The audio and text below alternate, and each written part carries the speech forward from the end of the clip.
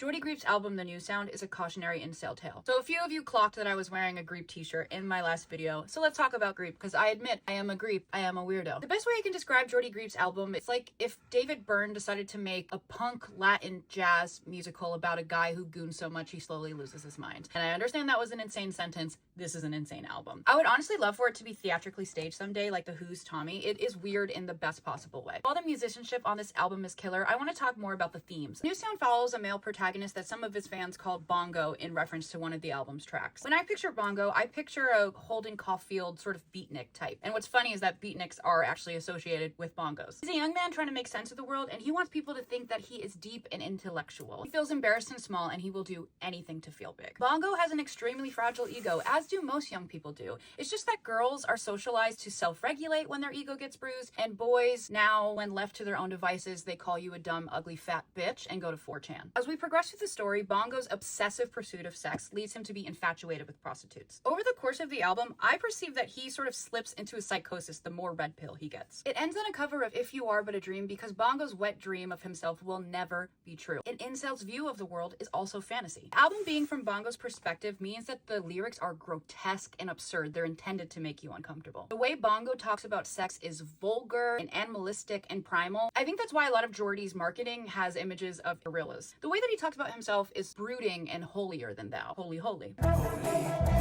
It's the same way incels talk about women and themselves. They believe women are beasts that deserve to be violently conquered and punished by the kings and the gods or the average Joe. They literally call men who commit mass murder in the name of incel ideology saints. So, once again, holy, holy. Why would you want to listen to something so grotesque? Why would I, as a woman, want to listen to something that reminds me of the real harassment that I face? It's because at the heart, the story is deeply human. Thankfully, the majority of us cannot relate to the urge for extremely depraved sexual violence, but anyone can relate to the sting and embarrassment of rejection. We all have felt small once in our life. But as a woman, obviously, I'm not going to go become a femcel for a lot of reasons, but it's also a lot easier for me to avoid. I've never had to deal with an endless flow of grifters whispering in my ear telling me they're going to make all of my dreams come true. An onslaught of opportunistic groomers have never come along and told me that all of the hurt I've ever felt can and should be blamed on half of the population. So in that regard, I don't have much sympathy for Bongo, but I do have sympathy for the Bongo that could have been